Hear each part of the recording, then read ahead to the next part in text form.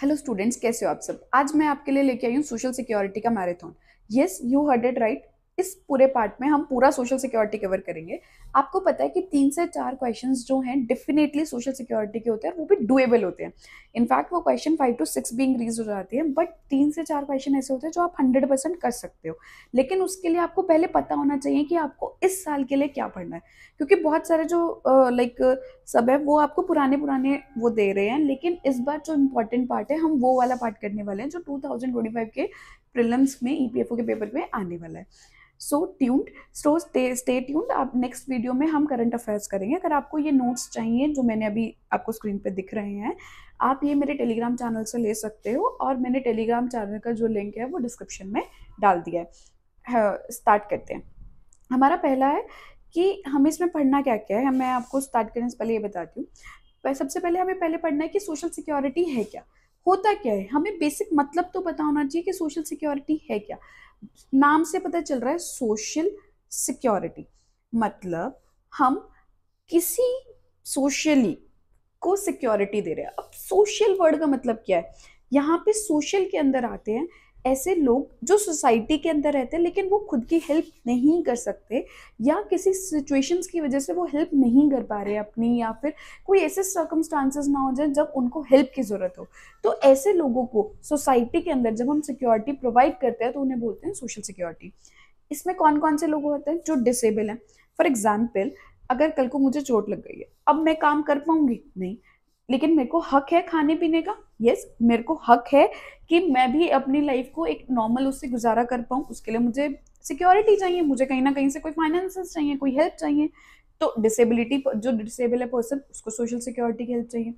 Maternity, if a woman is pregnant and she is conceiving for a baby, तो उस time पे she can't work। But ऐसा तो नहीं है कि उन्हें लाइवलीहुड नहीं चाहिए, उन्हें लाइवलीहुड चाहिए। उस टाइम पे कुछ ना कुछ सिक्योरिटीज तो होनी चाहिए। तो मेटर्निटी, सिकनेस, अगर मैं बीमार हूँ, death of bread earner, basically अगर एक फैमिली है जिसके अंदर who was the person who is earning and उनकी डेथ हो जाती है, तो अब उस पूरी सोसाइटी, उस पूरी फैमिली को सोसाइटी में रहते हैं and they want our help.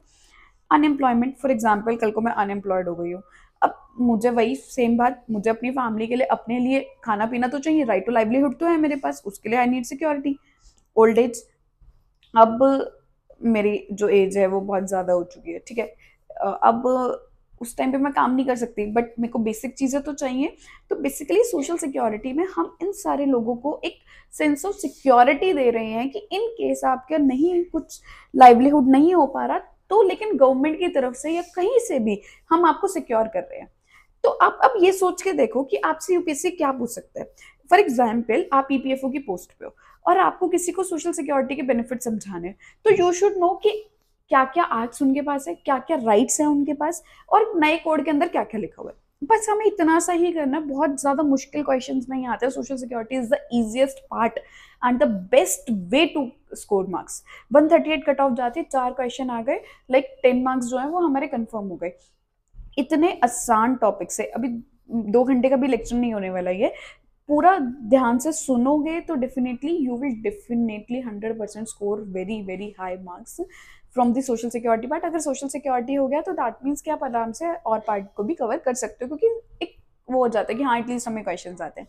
मैंने अकाउंटेंसी की भी वीडियो डाली है जिसके अंदर मैंने पीवाईक्यू के साथ एक्सप्लेन किया है कि आप ऐसे ऐसे कर सकते हो अकाउंटेंसी। आई नो बहुत सारे बच्चे जो हैं वो साइंस बैकग्राउंड से होते हैं या आर्ट्स बैकग्राउंड से होते हैं जिन्होंने नहीं पढ़ा होता अकाउंट्स। तो मैंने उस पार्ट को बहुत ध्यान में रखते हुए वो 2.5 घंटे का लेक्चर बनाया। मैं कोई फॉल्स क्लेम नहीं कर रही हूँ कि 10 में से 10 क्वेश्चन आपके उसमें हो जाएंगे, लेकिन हाँ डेफिनेटली आई एम सेइंग कि 7 to 8 क्वेश्चन आप बड़े आराम से कर पाओगे अगर आप वो वीडियो देख लेते हो। तो मैं उसका लिंक भी डिस्क्रिप्शन में डाल दूंगी, आप वो देख सकते हो। ओके, सबसे पहले बेसिक जो है सोशल सिक्योरिटी की बात जो हुई थी वो ILO का डिक्लेरेशन में हुआ था। दैट वाज फिलाडेल्फिया 1944 में ये डिक्लेरेशन हुआ था, एंड देन सबसे पहले सोशल सिक्योरिटी की बात हुई थी। मुझे ऐसा लगता है कि फैक्चुअल करना इतना ज़रूरी नहीं है जितना हमारे लिए ज़रूरी है कि समझना और क्या क्या चीज़ें आ सकती हैं। कॉन्स्टिट्यूशनल प्रोविजन, हमारी कॉन्स्टिट्यूशन भी कुछ सेंस ऑफ सिक्योरिटी दे रही है and it is obligatory on the front of the government to do, because it is compulsory for them to follow the constitution. तो आर्टिकल नंबर 38, 39, 41, 42, 43 DPSP से हैं, and ये बात करते हैं राइट टू वर्क की, राइट टू ह्यूमेन कंडीशन की बात करते हैं कि कंडीशन जहाँ काम करने जाते हैं वहाँ पे नॉर्मल खाना, अच्छे से लाइवलीहुड हो, न्यूट्रिशन की बात हो रही है। ये सारे जो आर्टिकल्स हैं वो इन सब के बारे में बात करते हैं। अब आप मुझे कमेंट सेक्शन में एक एक बताओगे कि ये स्पेसिफिकली किसके बारे में बात कर रहे हैं। शेड्यूल 7 क्या है? शेड्यूल 7 इज बेसिकली क्या है, हम बहुत थोड़ा इसको बहुत प्रैक्टिकली समझते हैं। घर के अंदर आपके बड़े दादाजी हैं, आपके पापा हैं एंड आप हो, ठीक है। दादाजी कुछ ऐसे काम करते हैं जो आपके पापा नहीं करते, और कुछ काम ऐसे जो आपके पापा करते हैं और दादाजी नहीं करते, और कुछ काम ऐसे हैं वो दोनों मिलके करते हैं। तो ऐसे ही हमारी कॉन्स्टिट्यूशन के अंदर शेड्यूल 7 बनाया हुआ है, जिसमें कुछ पावर्स एक्सप्लिसिटली दादाजी की है, दैट मीन सेंट्रल की है, कुछ पावर्स एक्सप्लिसिटली स्टेट की हैं, दैट इज योर फादर की हैं, एंड कुछ पावर्स ऐसी हैं जो आपके पापा और दादा मिलके करते हैं, दैट इज कॉन्करेंट लिस्ट। तो शेड्यूल 7 के अंदर स्टेट लिस्ट के अंदर एंट्री नंबर 9 उन्होंने कहा कि relief for disabled and unemployable. Constitution ने बोला है कि स्टेट की ड्यूटी है, दैट मीन्स आपके पापा की ड्यूटी है, इनकेस आप डिसेबल्ड हो गए हो या अनएम्प्लॉयड हो गए हो तो आपको उन लोगों की हेल्प करनी है। एंट्री 23 कहती है social security, social security explicitly बोल रही है। एंट्री 24 बोल रही है वेलफेयर ऑफ लेबर, लेबर के बारे में सोचना है। जहाँ पे हम लेबर के बारे में सोचेंगे सोशल सिक्योरिटी अपने आप आ जाएगी। ये कुछ कॉन्स्टिट्यूशनल प्रोविजंस हैं and you should know by heart, कभी फैक्चुअल क्वेश्चन आना हो तो वो आ सकता है इससे। Types of social security. अब सोशल सिक्योरिटी टाइप किस मतलब किस किस टाइप की होती है? एक होती है कॉन्ट्रीब्यूटरी स्कीम्स, एक होती है non contributory schemes. Contributory schemes कौन सी होती है? फॉर एग्जाम्पल जिसके अंदर गवर्नमेंट और पीपल या पर्सन्स दोनों कंट्रीब्यूट कर रहे हैं उनके वेलफेयर के लिए, वो होती है कॉन्ट्रीब्यूटरी। नॉन कॉन्ट्रीब्यूटरी होती है जिसके अंदर सिर्फ गवर्नमेंट जो है वो सोशल सिक्योरिटी का ध्यान रख रही है, वो होती है हमारी non contributory for the welfare, ठीक है। कॉन्ट्रीब्यूटरी क्या है? जो जिसमें गवर्नमेंट और हम लोग खुद दोनों मिलके हमारे लिए लाइक फ्यूचर प्लान कर रहे हैं, तो दैट इज कॉन्ट्रीब्यूटरी। और जिसके अंदर गवर्नमेंट सिर्फ गवर्नमेंट कर रही है दैट इज नॉन कॉन्ट्रीब्यूटरी। अभी आपको पता चल जाएगा EPF, ESI, ये सब जो स्कीम्स हैं ये कॉन्ट्रीब्यूटरी स्कीम्स है जिसके अंदर हम भी कंट्रीब्यूट कर रहे हैं और गवर्नमेंट भी कंट्रीब्यूट कर रही है। एंड हमारा सोशल असिस्टेंस प्रोग्राम जो अनऑर्गेनाइज वर्कर्स के लिए, ये वो सब वो जो है नॉन कॉन्ट्रीब्यूटरी, जिसमें गवर्नमेंट अकेले जो है वो कंट्रीब्यूट कर रही है और वो जो पर्सन है वो कंट्रीब्यूट नहीं कर रहे हैं, ओके। सो हमारा इतना पार्ट तो हमें समझ आ गया। अब स्टार्ट करते हैं हमारा मेन पार्ट, जहाँ से हमारा सोशल सिक्योरिटी जो है वो मेन स्टार्ट हो रहा है और जहाँ से हमारे क्वेश्चंस आने के चांसेस हैं। तो सोशल सिक्योरिटी के कुछ लॉज हैं जो इंडिया में बने हुए हैं, that is employ compensation act, employ state insurance act, employ provident fund and miscellaneous provision act, Employee Exchange Compulsory Notification of Vacancies Act, Maternity Benefit Act, Payment of Gratuity Act, Sign Worker Welfare Funds Act, Unorganized Worker and Social Security Act 2008, Building and Other Construction Worker Welfare Cess Act 1996। ये सारे कुछ acts हैं। अब हमारे पास दो options हैं, या तो हम इस एक्ट को इंडिविजुअली पढ़ें एंड देन हमारी गवर्नमेंट ने कोड बनाया है, कोड ऑन सोशल सिक्योरिटी, और जिसके अंदर ये सारे कोड्स को मिक्स कर दिया। बेसिकली ये सारे लॉज को एक नई डेफिनेशन दे दिया, एक ही साथ कोड में बना दिया। फॉर एग्जाम्पल आपके पास बहुत सारे नोट्स थे अलग अलग, आपने उसको एक ही में जगह रिफाइन कर दिया। तो ऐसे ही हमारी गवर्नमेंट ने अलग अलग लॉज थे उसको एक ही कोड में कन्फाइन कर दिया। तो सोशल सिक्योरिटी का जो कोड है मैं वो आपको एक्सप्लिसिटली डिटेल में समझा रही हूँ। ऐसा इसलिए मैंने दोनों पार्ट्स कवर किए हैं, जो भी एक्ट्स में लिखा हुआ है और कोड में नहीं लिखा हुआ, और कोड में लिखा हुआ है एक्ट्स में नहीं लिखा हुआ, मैंने वो सारा पार्ट कवर किया है, ठीक है। तो बड़े ध्यान से सुनना, डेफिनेटली 100% क्वेश्चंस इस बार यहीं से आएंगे, ना कि आपके एक्ट से आएंगे, बट स्टिल मैंने एक्ट का वाला पार्ट जो है वो इसमें कवर कर लिया है। तो कोड जो है सोशल सिक्योरिटी का वो सबसे पहले जो है वो कुछ डेफिनेशंस बता रहा है। First is fix term employment. Fix term employment क्या है? जो वर्कर्स हैं बेसिकली वो कॉन्ट्रैक्ट्स पे हैं और उनका कॉन्ट्रैक्ट है 1 साल का, 2 साल का, एंड उतने ही ड्यूरेशन के लिए वो एम्प्लॉयड है, that is fix term employment. Fixed term मतलब एक फिक्स कर दिया है कि इस टर्म के लिए आप एम्प्लॉयड हो। This is the first time in the Indian history जहाँ पे फिक्स टर्म एम्प्लॉयमेंट को डिफाइन किया गया प्रॉपर, कि आप कॉन्ट्रैक्ट पे हो जितने भी ड्यूरेशन के लिए, यू आर एम्प्लॉयड, एंड उस टाइम पे आपको सारी सर्विसेज प्रोवाइड होगी जो एक नॉर्मल वर्कर को होती है। सुपर एन्यूएशन, सुपर एन्यूएशन इज बेसिकली आपने कुछ साल जो हैं वो सर्विसेज में बिताए हैं, that term is that duration is termed as superannuation. Wages बहुत इंपॉर्टेंट, बहुत ज़्यादा इंपॉर्टेंट है कि इस जो कोड ने वेजेस को कैसे डिफाइन किया है। वेजेस इज बेसिकली बेसिक पे plus dearness allowance plus retaining allowance, जो भी एक्स्ट्रा जो आपको मिलने वाला है, बहुत इंपॉर्टेंट है। हमारा code on social security wages को कैसे डिफाइन कर रहा है, बेसिक पे, फॉर एग्जांपल मेरा बेसिक पे 4500 है, प्लस मेरे को इस पे डियरेंस अलाउंस मिल रहा है दैट इज 50%, एंड मेरा कुछ रिटेनिंग अलाउंस है दैट इज 25%। ठीक है, अब ये जो है दिस इज माई वेज, इसके अंदर HR इंक्लूड नहीं होगा, जो मुझे होम रेंट अलाउंस मिलने वाला है, हाउस रेंट अलाउंस, वो नहीं होगा included. Bonus, over time, gratuity, gratuity का क्या मतलब है वो आगे मैं बताऊंगी। कमीशन, एम्प्लॉयर प्रोविडेंट फंड में कंट्रीब्यूशन मेरा, ये सब जो चीज़ें हैं वो वेजेस में कंसिडर नहीं होंगी, ये सब अलग चीज़ें हैं। वेजेस में क्या आएगा, सिर्फ बेसिक पे मेरा, डियरेंस अलाउंस और रिटेनिंग अलाउंस, कोई और अलाउंस जो मुझे दिया गया है, लेकिन ये बोनस वगैरह नहीं आएगा। It is very important and very important step taken towards the definition of wages under the social security code. You should know this by heart. Gig workers, पहली बार गिग वर्कर्स को डिफाइन किया गया है। Gig workers are the workers who are not explicitly the workers of the company. For example मेरी एक company है civil studies, and मैंने कुछ लोगों को एम्प्लॉय किया हुआ है जो मेरे साथ बैठ के काम नहीं कर रहे हैं, मतलब मेरे ऑफिस में बैठ के काम नहीं कर रहे हैं, ना ही वो मेरी कंपनी के अंडर है, लेकिन they are the gig workers, मतलब वर्कर्स हैं वो, लेकिन डायरेक्टली मेरे साथ नहीं है। अब आप पूछोगे मैम कैसे, फॉर एग्जाम्पल मैं एक वर्कर को बोलती हूँ कि ना आप ना इनके घर पे जाके ना अवार्ड दे के आओ क्योंकि इन्होंने बहुत अच्छा परफॉर्म किया, या इनके घर पे जाके बुक्स दे के आओ। He is not my employ, मैंने किसी एम्प्लॉय को नहीं बोला आपने, मैंने एक थर्ड पार्टी किसी को बोला, दैट इज गिग वर्कर। कि एम्प्लॉयर और एम्प्लॉय की डेफिनेशन में नहीं आ रहा है वो, हम दोनों के बीच में एम्प्लॉयर एम्प्लॉय का रिलेशन नहीं है। इट्स जस्ट लाइक कि मैंने उसको, वो एक वर्कर है और मैंने उसको काम दे दिया। प्लेटफॉर्म वर्कर्स क्या है, जैसे कि अर्बन क्लब सुना होगा आपने, हमारे जोमैटो, ये सब तो सुना ही होगा, सारा दिन खाते हो, स्विगी, ब्लिंकिट, बेसिकली ये एक प्लेटफॉर्म प्रोवाइड कर रहे हैं एंड उससे कनेक्ट कर रहे हैं वर्कर को और वो सर्विसेज कर रहे हैं।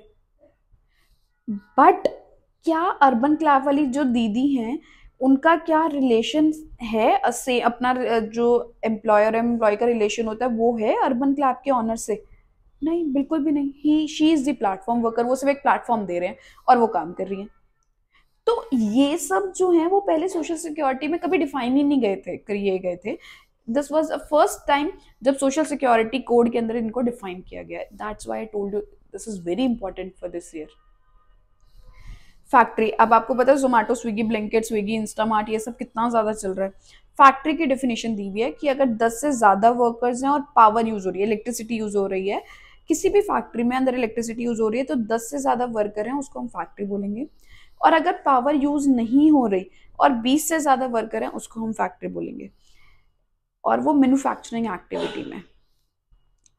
एम्प्लॉयर बेसिकली, एम्प्लॉय है ये, एम्प्लॉयज बेसिकली आप जो काम कर रहे हो दैट इज एम्प्लॉय। लेकिन बहुत इंपॉर्टेंट बात, जो आर्म्ड फोर्सेस के मेंबर्स होते हैं उनको एम्प्लॉय नहीं बोलते। This is the part which UPSC can hit, कि जो आर्म्ड फोर्सेस के जो मेंबर्स हैं उनको हम एम्प्लॉय नहीं बोलते। फॉर एग्जाम्पल कल को आप लाइक ईपीएफओ का एग्जाम क्लियर कर लेते हो, ठीक है, एंड आप एनफोर्समेंट ऑफिसर बन जाते हो, that is not gazetted post, that means you are not officer over there, you are government employ.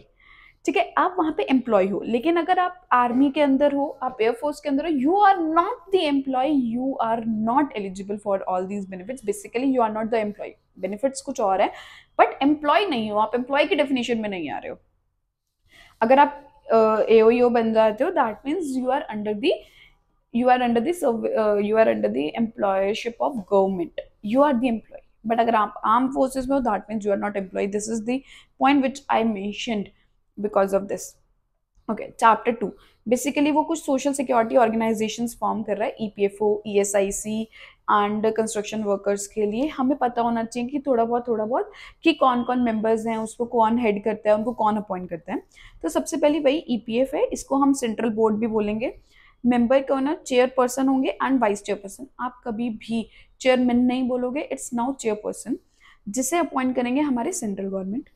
इसके अंदर 5 मेंबर्स होने चाहिए जो सेंट्रल गवर्नमेंट सेंट्रल गवर्नमेंट के एम्प्लॉयज ऑफिशियल्स होने चाहिए। 15 मेंबर्स जो हैं वो स्टेट से होने चाहिए। 10 एम्प्लॉयर्स होंगे, 10 एम्प्लॉयज होंगे। हम जिसके लिए ऑर्गेनाइजेशन बना रहे हैं, for example I am the employer and you are the employee, तो हम दोनों के लिए ये ऑर्गेनाइजेशन बनी है और हम दोनों का इसमें स्टैंड नहीं है, तो कोई फायदा इस ऑर्गेनाइजेशन का? तो क्या बोला उन्होंने कि एक तो चेयरपर्सन होगा और एक वाइस चेयरपर्सन होगा, जिसे सेंट्रल गवर्नमेंट एम्प्लॉय करेगी। और जो सेंट्रल गवर्नमेंट है 5 अपने और ऑफिसर्स को भेज सकती है, स्टेट गवर्नमेंट अपने 15 ऑफिसर्स को भेज सकती है। 10 एम्प्लॉयर्स होंगे, 10 एम्प्लॉयज होंगे और एक सेंट्रल फंड कमिश्नर होगा जो एक्स ऑफिशियो मेंबर होगा। समझ आया कि हमारा एक ईपीएफ सेंट्रल बोर्ड बनने वाला है, जो हमारी ईपीएफ की जो भी बातें होंगी, जो भी करेगा काम ऑर्गेनाइजेशन, जो भी उसके फंक्शंस उसको असाइन किए जाएंगे कि क्या करना है, कैसे करना है, या वो। तो आप भी एक ईपीएफ ऑर्गेनाइजेशन में ही तो जा रहे हो, बेसिकली उसका जो स्ट्रक्चर है वो ऐसे रहेगा। इसके बाद जो ऑफिसर्स आएंगे, जो जैसे आप एनफोर्समेंट ऑफिसर बनोगे या कमिश्नर बनोगे, तो वैसे वो जो क्रोनोलॉजी वो फॉलो करते हैं वो होगा। मैं लास्ट में आपको क्रोनोलॉजी बता दूंगी कि क्या क्रोनोलॉजी रहेगी आपकी एनफोर्समेंट ऑफिसर के बाद, आप कहाँ प्रमोट होगे, कैसे कैसे ऊपर पोस्ट पे जाओगे। इनका टर्म और टेन्योर और जो भी इनका फंक्शन है वो सेंट्रल गवर्नमेंट जो है वो डिसाइड करेगी। नेक्स्ट आती है हमारी ESIC, employ state insurance corporation. इसके अंदर सेम चेयरपर्सन और वाइस चेयरपर्सन होंगे। 5 पर्सन वही सेंट्रल गवर्नमेंट एम्प्लॉय करेगी। 1 पर्सन होगा हर स्टेट से, 10 एम्प्लॉयज, 10 एम्प्लॉयर। इसके अंदर मेंबर ऑफ पार्लियामेंट भी होंगे, 3 मेंबर ऑफ पार्लियामेंट होंगे, 2 लोकसभा से होंगे, 1 राज्यसभा से होगा। 2 पर्सन होंगे जो मेडिकल प्रोफेशन को करेंगे। अब आप सोच रहे कि इसमें मेडिकल प्रोफेशन की क्या जरूरत है, अभी आपको इवेंचुअली थोड़ी देर में पता चल जाएगा कि ईपीएफ, ईएसआईसी ये है क्या और ये करते क्या। और एक डायरेक्टर जनरल ऑफ कॉर्पोरेशन होगा, जैसे ऊपर यहाँ पे हमने पढ़ा था कि सेंट्रल फंड कमिश्नर होगा। बेसिकली अगर आप एपीएफसी लगते हो तो आपका कहीं ना कहीं प्रमोशन होकर यहीं पे पहुंचने वाले हैं। और ईएसआईसी का जो हेड होगा that is director general of corporation. National social security board, this is the board which is created for the first time. ये अनऑर्गेनाइज वर्कर्स के लिए भी हो सकता है ऐसे। चेयरपर्सन होंगे इनके union minister of labour and employment, very important. जो लेबर मिनिस्ट्री है उसके जो बेसिकली लेबर मिनिस्ट्री को जो हेड कर रहे हैं मिनिस्टर है, वही इसके चेयरपर्सन होंगे। वाइस चेयरपर्सन होंगे secretary ministry of labour and employment के। ये सारे मेंबर्स है जो सेंट्रल गवर्नमेंट एम्प्लॉय करेगी। 7 ऐसे मेंबर्स जो अनऑर्गेनाइज सेक्टर से को रिप्रेजेंट करेंगे, 1 यूनियन टेरिटरी से होगा। 7 जो है वो एम्प्लॉयर जो अनऑर्गेनाइज सेक्टर है उससे रिप्रेजेंट करेंगे, 7 सिविल सोसाइटी को, 5 स्टेट गवर्नमेंट से, 10 जो है वो सेंट्रल गवर्नमेंट मिनिस्ट्री और डिपार्टमेंट से आएंगे, 2 राज्यसभा से आएंगे, 1 लोकसभा से, 2 लोकसभा से 1 राज्यसभा से। वेरी इंपॉर्टेंट कि अनऑर्गेनाइज्ड वर्कर को रिप्रेजेंटेशन मिल रही है। Do you know who are under unorganised workers? आपके घर में मेड आती हैं, क्या उनके साथ आपका एक ऑर्गेनाइज्ड रिलेशनशिप है? आपने उन्हें कोई कॉन्ट्रैक्ट साइन किया है कि आप कभी उन्हें रिमूव नहीं करोगे, कि आप उनको सोशल सिक्योरिटी की स्कीम्स दे रहे हो कि हम आपको पेंशन देंगे अगर आप काम नहीं करोगे तो, अगर आपको हमारी वजह से चोट लगती है तो हम आपको उनको पेंशन दें, हम उनको कुछ डिसेबिलिटी सिकनेस देंगे, कुछ वो देंगे? नहीं ना, that is unorganise. Basically unorganise, अगर कोई फैक्ट्री है उसके अंदर 10 से कम लोग हैं तो that is unorganise, that is not registered. तो अनऑर्गेनाइज वो वाला सेक्टर है जो रजिस्टर्ड नहीं है, जो गवर्नमेंट के पास डाटा नहीं है, उनको भी तो सेंस ऑफ सिक्योरिटी प्रोवाइड करनी है। तो उनके लिए एक बोर्ड है basically national social security board. It is very important. It is headed by the ministry of labours head, that is minister, and vice chairperson would be secretary of the ministry of labour and employment. इसमें कुछ members आएंगे, ये members आप एक बार याद कर लेना, याद रहते तो ठीक है, अगर नहीं आते तो वो भी कोई बात नहीं। लेकिन क्वालिफिकेशन भी है, एक्सेप्ट चेयरपर्सन सारे मेंबर्स को या तो लेबर वेलफेयर, मैनेजमेंट, फाइनेंस या लॉ एंड एडमिनिस्ट्रेशन, इन सब में से किसी एक फील्ड में काम किया हो तभी उनको क्वालिफाई किया जाएगा to be part of this organisation. इनका टेन्योर जो है वो 3 years रहेगा एंड बोर्ड को साल के अंदर एटलीस्ट 3 बार मिलना ही होगा। ये क्वेश्चन आ सकता है, यूपीएससी क्लाइम में पूछ सकता है कि कोड ऑन सोशल सिक्योरिटी के हिसाब से कितना टाइम में मिलना, एक साल में कितनी बार एटलीस्ट मिलना जरूरी है, दैट इज थ्राइस। और टेन्योर भी पूछा जा सकता है। नेक्स्ट है बिल्डिंग वर्कर्स वेलफेयर बोर्ड, जो कंस्ट्रक्शन का काम करते हैं, जो बिल्डिंग्स बन रही है उसमें जो वर्कर्स काम कर रहे हैं वो बना रहे हैं, अब उनके लिए उनके लिए भी तो एक बोर्ड चाहिए, वो ये है चेयरपर्सन वही स्टेट गवर्नमेंट, वेरी इंपॉर्टेंट। अब तक हमने सेंट्रल गवर्नमेंट देखा था, यहाँ पे कौन है, स्टेट गवर्नमेंट। एक जो होगा वो सेंट्रल गवर्नमेंट से होगा, 15 से ज्यादा जो है वो स्टेट गवर्नमेंट से नहीं हो सकते, at least one should be women, and अगर किसी मेंबर को रिमूव करना है तो वो करेंगे सेंट्रल गवर्नमेंट। आई होप आपको समझ आया होगा कि हमने कौन कौन से पढ़े हैं।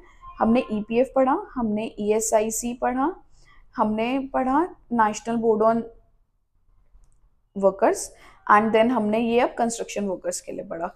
इसमें मेन रोल स्टेट गवर्नमेंट का था। इसमें हमने क्या पढ़ा कि मिनिस्ट्री ऑफ लेबर के जो मिनिस्टर हैं वही हमारे चेयरपर्सन होंगे, और सेक्रेटरी जो है वो वाइस चेयरपर्सन होंगे।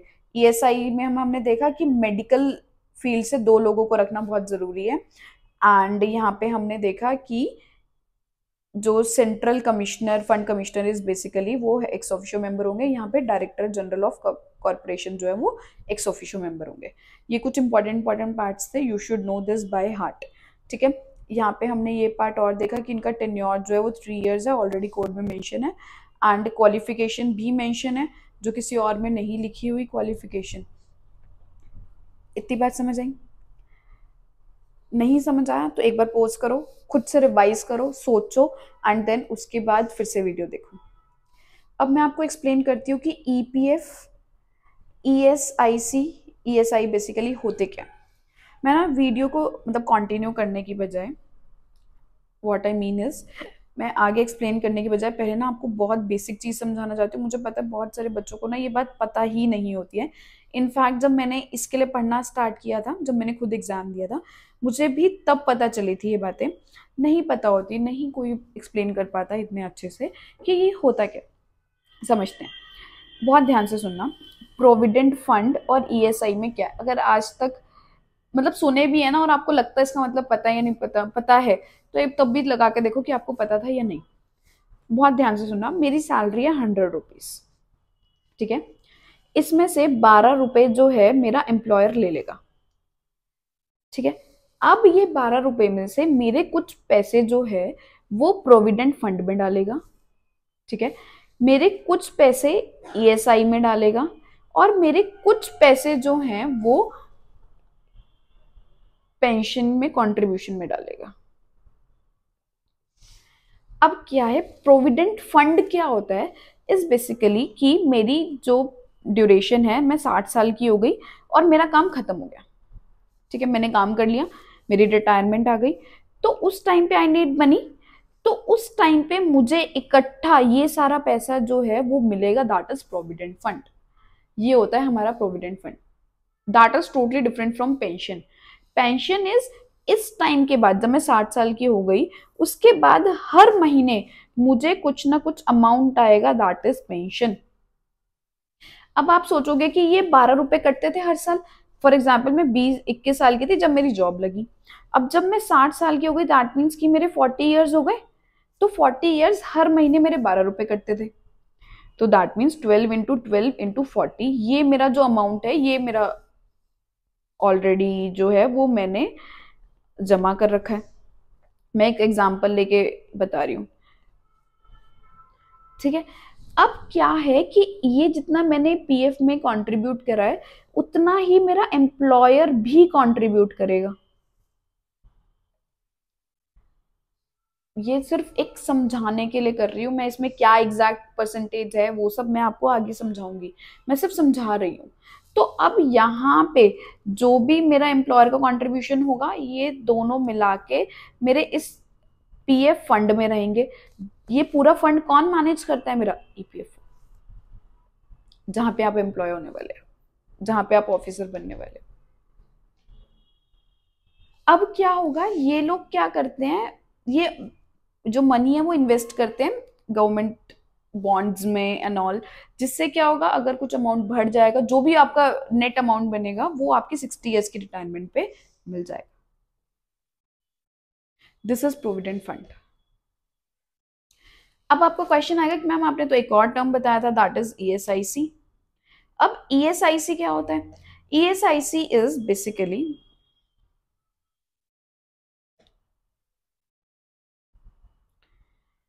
ईएसआईसी क्या है, जैसे कि मैं कहीं पे काम कर रही हूँ, ठीक है। अब जब मैं काम कर रही हूँ तो हो सकता है कि मुझे मैटरनिटी की नीड हो, मैटरनिटी लीव की, या मुझे सिकनेस है, बीमारी है कोई, या मैं डिसेबल हो गई हूँ, मतलब मुझे काम करते हुए जॉब, मतलब मेरे को चोट लग गई, ठीक है, या तो परमानेंटली या टेम्पररी। इस ड्यूरेशन में मुझे लाइवलीहुड चाहिए, मुझे मनी चाहिए, तो उस वो काम प्रोवाइड करता है ईएसआई से। समझ आया? डिफरेंस क्लियर हुए इन सब में? अब और ज़्यादा हो जाएंगे। तो चैप्टर 3 जो है वो इसी में बात करता है एम्प्लॉयर प्रोविडेंट फंड। इसमें एप्लीकेबल क्या है, 20 से ज़्यादा एम्प्लॉयज़ हैं तो it is compulsory for the employer कि वो एक यूएएन नंबर खोले। यूएएन नंबर क्या मतलब कि मैं अगर एक लेबर हूँ तो मुझे रजिस्टर करे किसके पास, ईपीएफ ऑर्गेनाइजेशन के अंदर, ईपीएफओ ऑर्गेनाइजेशन के अंदर। ये आती है हमारी ministry of labour and employment के अंदर, जो अभी हमने ऊपर पढ़ी ईपीएफओ, उसमें मुझे रजिस्टर करे तो मुझे एक यूनिक आइडेंटिफिकेशन नंबर मिलेगा, जो सिर्फ मेरा नंबर होगा, किसी और का नहीं होगा। मैं कहीं भी जाती हूँ तो मेरे पैसे जो है वो हमेशा सिक्योर रहेंगे पीएफ में। पीएफ अकाउंट, जो 20 से ज्यादा वर्कर्स हैं, it is compulsory for the employer to arrange provident fund, ठीक है। अब कंट्रीब्यूशन क्या है, 12% ऑफ वेजेस। मैंने आपको बताया था कि हम, मेरी वेज अगर 100 रुपए है तो 12% जो है वो मेरा किस में चला जाएगा, प्रोविडेंट फंड में। एक मुझे यूनिवर्सल अकाउंट नंबर मिलेगा, दैट इज यूएएन, ठीक है। अगर इन केस मेरा जो अमाउंट है वो प्रोटेक्टेड है, कैसे, इन केस जो मेरा एम्प्लॉय है वो फ्रॉड करता है या कल को उसकी नीलामी होती है, ठीक है, तो जो मेरे पैसे हैं वो सबसे पहले पीएफ में जाएंगे। क्यों? क्योंकि कंट्रीब्यूशन एम्प्लॉय भी करता है, यहाँ पे एम्प्लॉयर भी करता है, दोनों करते हैं। तो एम्प्लॉयर से पैसे जो हैं, जब भी नीलामी होती है तो पहले बैंक को पैसे दिए जाते हैं, उसके अंदर मेरा जो ये पीएफ का पैसा है ये प्रोटेक्टेड है, और ये उसकी हायरार्की में आएगा कि पीएफ वर्कर्स का जो पीएफ का पैसा है पहले वो कंट्रीब्यूट करो। समझ आया? प्रोटेक्शन ऑफ अमाउंट की इट इज प्रोटेक्टेड, ठीक है। अब है अपील, इन केस नहीं हो पाता, वो नहीं करता है मेरा एम्प्लॉयर, या मेरे को बहुत परेशान कर रहा है या कर रही है, तो सोशल सिक्योरिटी कोर्ट्स होते हैं जो कि सिविल कोर्ट नहीं होते। बहुत इंपॉर्टेंट बात है ये, जो सिविल कोर्ट नहीं होते, मैं वहां जाके अपील कर सकती हूँ। अगर इनकी बात मुझे नहीं समझ आई तो मैं ट्रिब्यूनल में जाके कर सकती हूँ। It is written under section 125 and 128। समझ आया ये पार्ट? मैंने बहुत आराम से समझाने की कोशिश की है कि ईपीएफ के अंदर क्या क्या होता है और कैसे कैसे आपको जो है ये कवर करना है और क्या क्या पढ़ना है, और एग्जाम में यही सब चीज पूछी जाएगी और कुछ नहीं पूछा जाएगा, यही सब जो मैंने आपको बताया।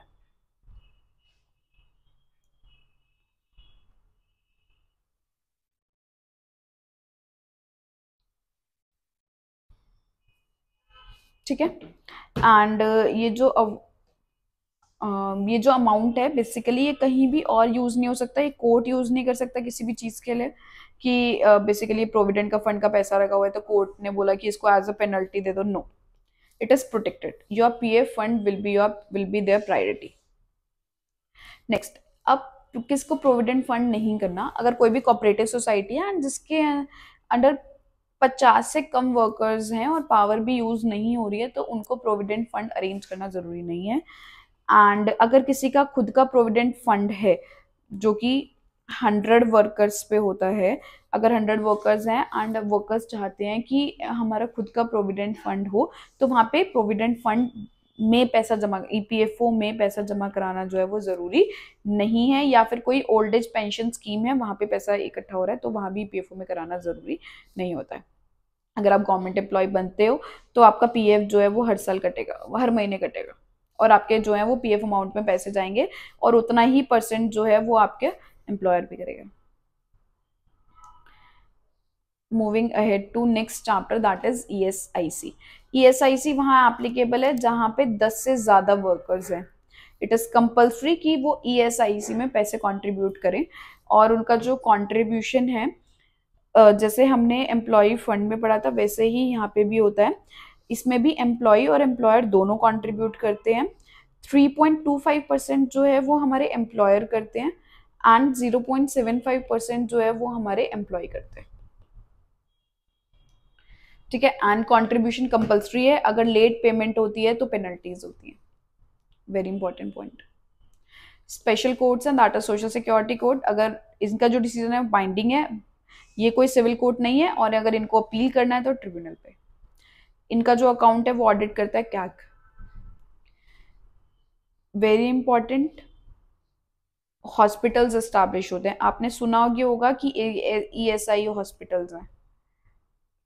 It is compulsory for employer to report the accident. अगर कोई भी एक्सीडेंट हुआ है तो विद इन 2 days उनके लिए कंपल्सरी है कि वो बताएं कि ऐसा ऐसा हो गया। एग्जेम्पशन कुछ लोगों को नहीं करना होता, ऐसे ही हॉस्पिटल्स भी होते हैं और इनफैक्ट मेडिकल कॉलेजेस भी होते हैं। एंड एग्जेम्पशंस कुछ को जरूरी नहीं है कि वो करें, जो अगर गवर्नमेंट ने नोटिफाई कर दिया है कि it is not compulsory for this establishment to have ESIC contribution, तो वहां पे नहीं होगा। अदरवाइज अगर कहीं भी एम्प्लॉयर्स हैं 10 से ज्यादा, या एक साल में कभी भी 10 से ज्यादा रहे हैं, तो it is compulsory for them to have ESIC contribution. I hope आपको ये समझ आया होगा।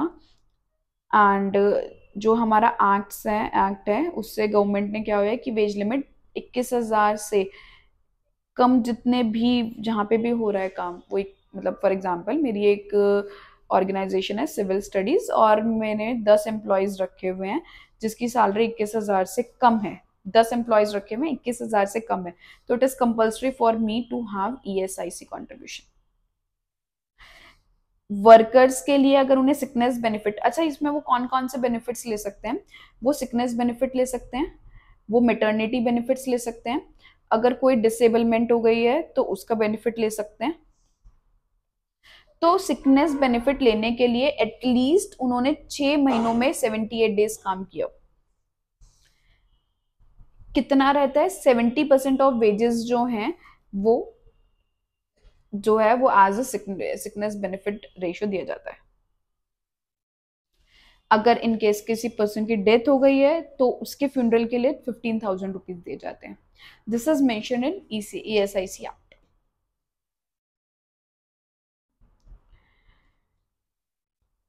अब आता है हमारा ग्रेचुटी। बेसिकली ग्रेचुटी क्या है?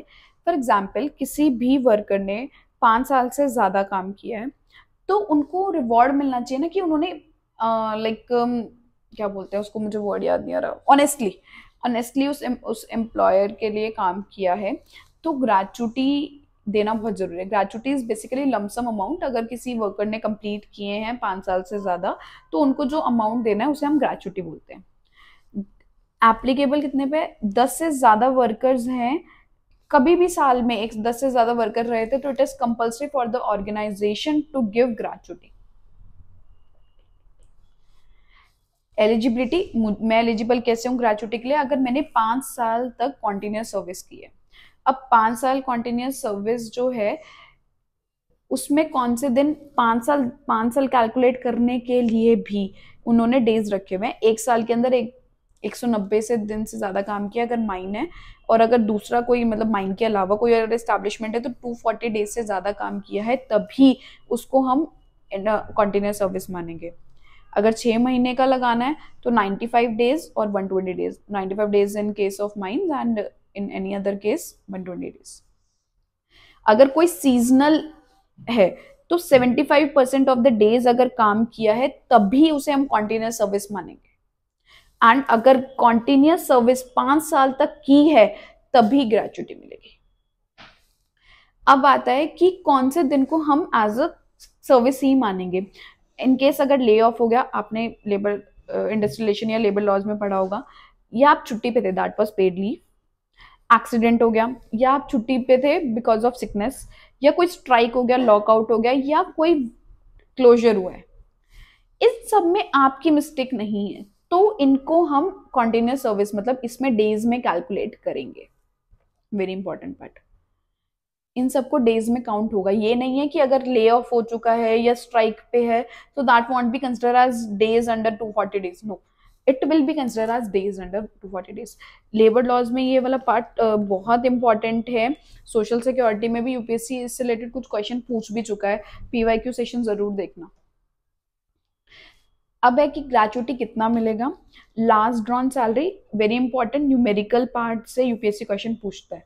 लास्ट ड्रॉन सैलरी 15/26 एक उनका कैलकुलेशन का है, एंड कितने साल कंप्लीट हो गए सर्विसेज के। ये फॉर्मूला आपको याद करके जाना है, वो नहीं बताएंगे, लेकिन मैक्सिमम जो है वो 20 लाख मिलेगा, इससे ज़्यादा नहीं मिलेगा, और पेमेंट जो है वो विद इन 30 डेज जो है वो जो भी एम्प्लॉयर है उसको करनी होगी। अब इसका कैसे है, फॉर एग्जाम्पल मैं आपको बताती हूँ। मेरी लास्ट ड्रॉन सैलरी वॉज 30,000, ठीक है, एंड मैंने 10 साल काम किया। मैंने इस सैलरी को थोड़ा कैलकुलेशन इजी करने के लिए ना 26,000 लेती हूँ, तो इट विल बिकम 1000, इसको मल्टीप्लाई किया 1,50,000, this will be my gratuity amount. ऐसे ही करना है, ये आ सकता है न्यूमेरिकल में, आ सकता है। इन केस कोई मिसकंडक्ट होता है तो आपका जो ग्रेचुइटी अमाउंट है वो ले लिया जाएगा। Compulsory insurance, it is compulsory for the employer कि वो LIC से इंश्योरेंस ले ग्रेचुइटी के लिए। अब बहुत इंपॉर्टेंट पार्ट है नॉमिनेशन। नॉमिनेशन क्या है, for example I am the employer, ठीक है, और मेरे पास एक एम्प्लॉय आती है नेहा नाम की। तो क्या है, नेहा ने 1 साल जब कंप्लीट कर लिया सर्विस का, 1 साल उसने काम कर लिया, तो 1 साल बाद वो किसी को नॉमिनेट कर सकती है, इन केस अगर मुझे कुछ हो जाता है तो मेरे पैसे जो है इसको देना है। तो विद इन एन ईयर, मतलब फॉर एग्जाम्पल 2025 नवंबर में उसने ज्वाइन किया, 26 नवंबर के बाद वो 1 साल के अंदर अंदर एक पर्सन का नॉमिनेट कर सकती है। अब अगर उसकी कोई फैमिली है तो वो अपनी फैमिली के मेंबर को करेगी, इट इज कंपल्सरी। अगर फैमिली नहीं है तो किसी को भी कर सकती है। ये हमारा code on social security, code on social security में नया पार्ट आया, यू शुड नो, 1 ईयर वाला पार्ट जो है वो नया है, वो पहले नहीं था। ग्रेचुइटी का फॉर्मूला आपको पता है, you should know this. Maternity, very important, बहुत क्वेश्चन आते हैं यूपीएससी और पीसीएस में इतने आते हैं, तो इसमें भी बहुत इंपॉर्टेंट पार्ट है। अच्छा, इसमें सबसे इंपॉर्टेंट पार्ट है, ये लाइन मैंने सबसे पहले लिखी है क्योंकि बच्चे जनरली से भी भूल जाते हैं।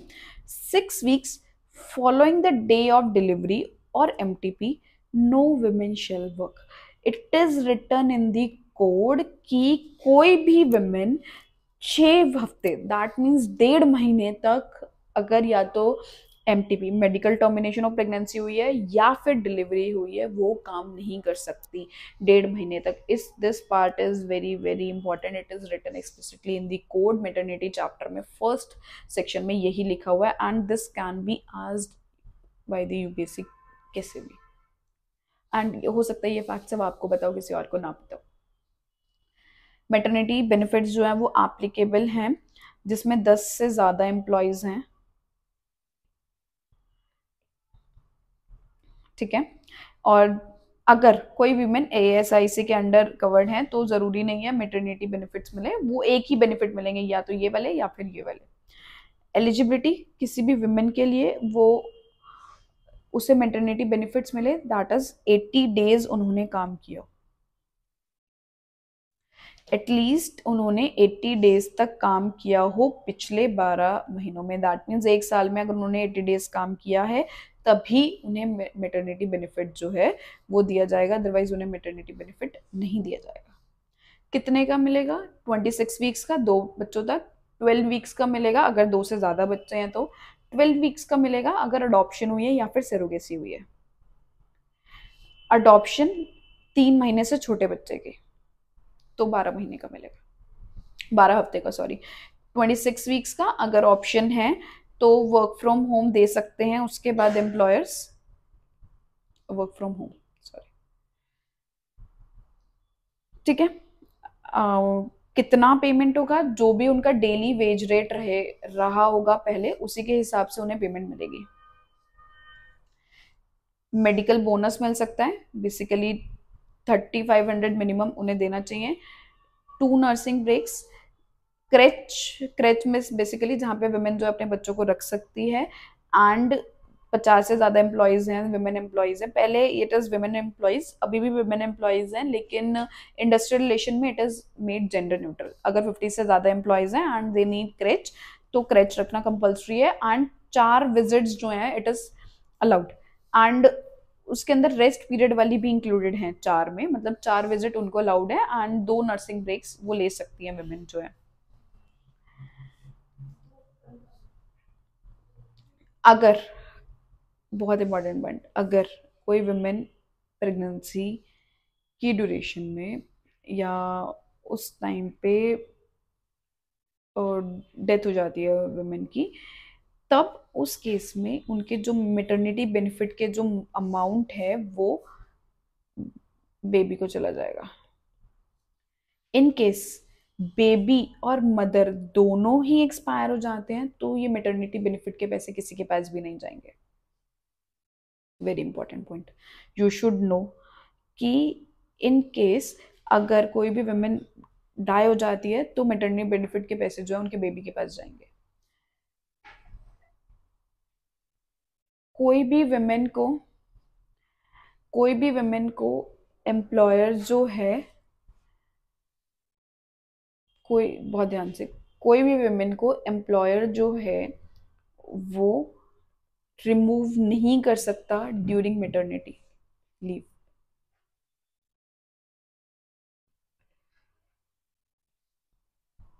ठीक है। इन केस अगर वुमेन कहीं और काम करने लग जाए, अगर वुमेन कहीं और काम करने लग जाए तो उसे मैटरनिटी बेनिफिट नहीं मिलेगा, और जो लिया है वो भी वापस ले लेंगे।